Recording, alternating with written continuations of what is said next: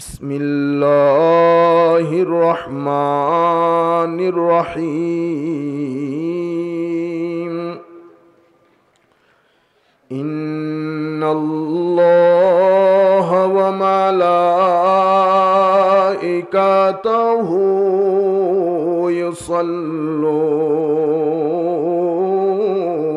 Alan नबी या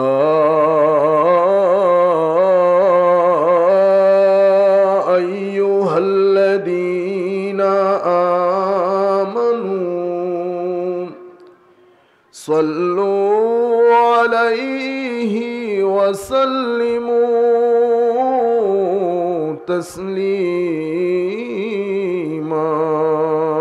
अल्लाहुम्मा सल्ली अला सय्यिदिना मौलाना मुहम्मद व अला आलि सय्यिदिना मौलाना मुहम्मद। या रहमतल लिल आलमीन अंता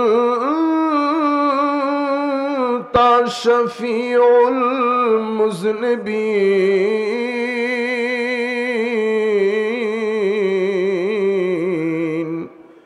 अकरिम लना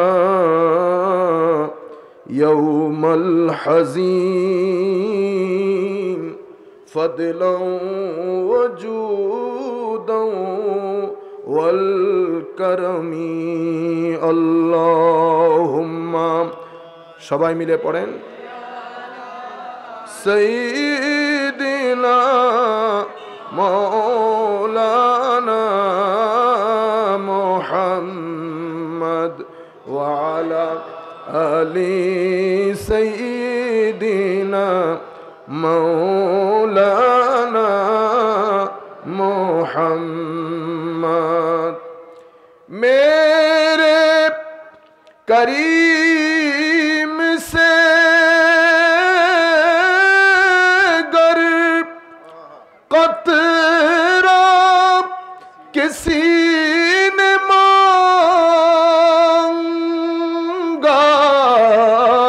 मेरे करीम से गर कतरा किसी ने मांगा,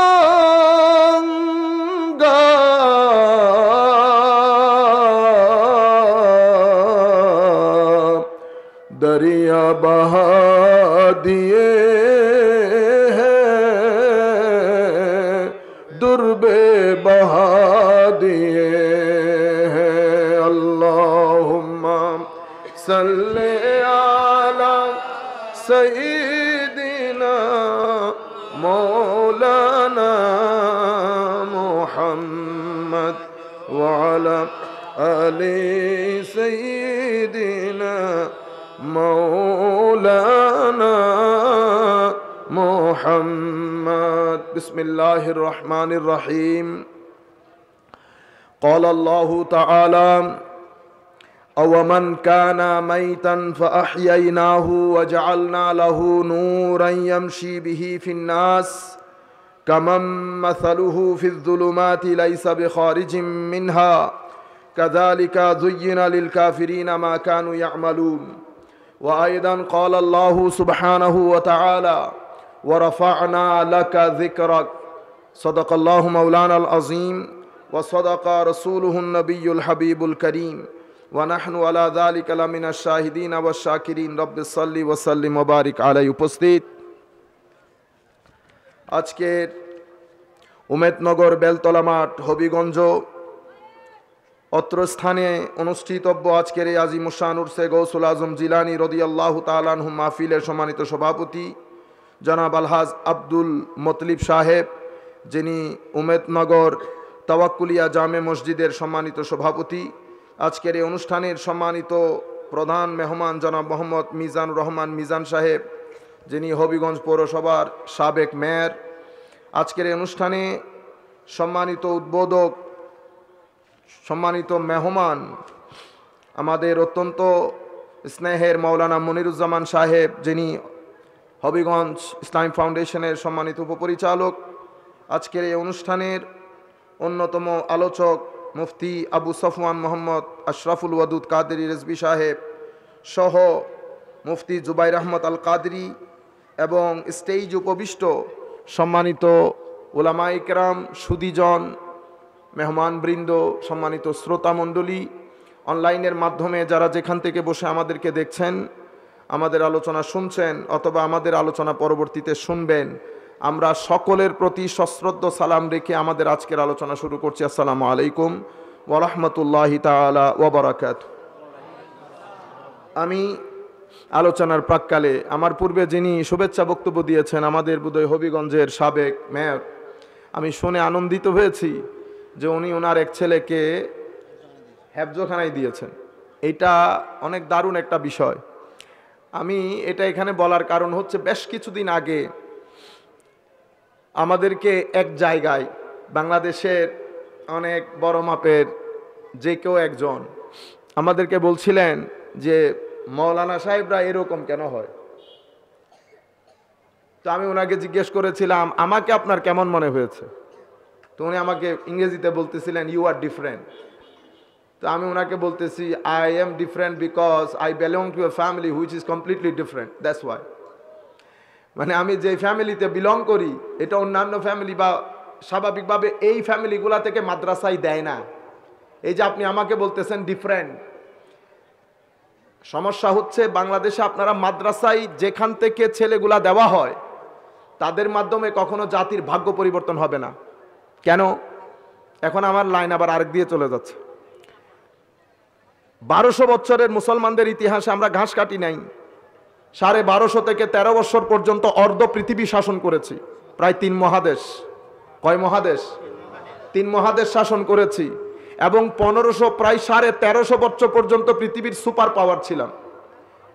কেউকে এতটুকুন বললে হতো আসতেছে আসতেছে, কাউকে যদি এতটুকুন বলা হতো আসতেছে, তো জমিন খালি হয়ে গেছে, জমিন খালি হয়ে গেছে। সব দিক থেকে আমাদের অবস্থান, জ্ঞান বলেন, বিজ্ঞান বলেন, আধুনিকতা বলেন, সব দিক থেকে আমাদের অবস্থান অসাধারণ ছিল। অতঃপর আমাদের পতন হয়েছে, অতঃপর এখানে ব্রিটিশ সরকার এসেছে, অতঃপর আমাদের সিলেবাস পরিবর্তন হয়েছে, অতঃপর আমাদেরকে আমাদের যে ইসলামিক জুরিসপ্রুডেন্স, ইসলামী আইন, আমি কিছুদিন আগে আমাদের এক ভদ্রলোক উনি চাচ্ছিলেন যে একটা মাহফিল করবেন বাংলাদেশের সুপ্রিম কোর্টে। আল্লাহ, অবশ্যই মাহফিল যদি সেখানে করেন তো নামাজের আগে পরে মোনাজাত করব কি করব না এগুলা নিয়ে করিয়েন না। যদি আপনি করতে চান তাইলে আমি আপনাকে বিষয় নির্ধারণ করে দেই। বর্তমান পৃথিবীর কনভেনশনাল আইন, এটার ডেভেলপমেন্ট, এটার বিকাশে মুসলমানদের অবদান কি, অথবা পাবলিক প্রাইভেট ইন্টারন্যাশনাল লর ডেভেলপমেন্টের ক্ষেত্রে মুসলমানের কোনো বিষয় নির্ধারণ করেন।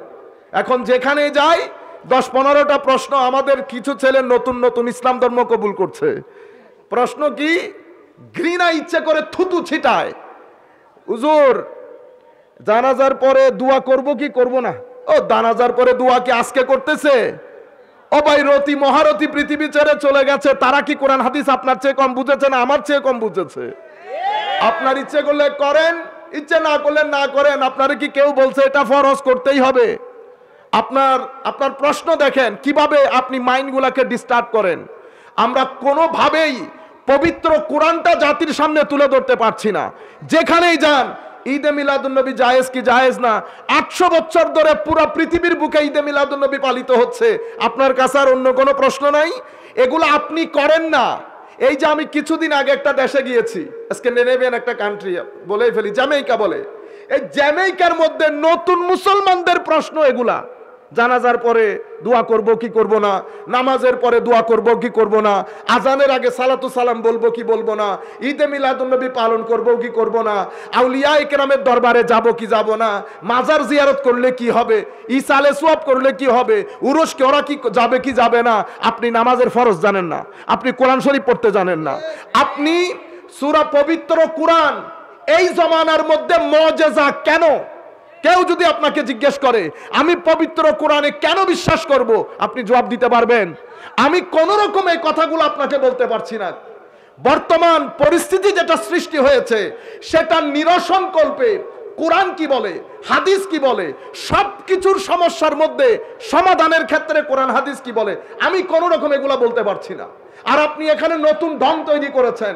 ঘটনা দুইটা, কেউ গান বাদে এলবি কথাবার্তা পছন্দই করে না। এরা যায় আরেক দলের কাছে 10 প্রশ্ন ছাড়া আর কোনো প্রশ্ন নাই।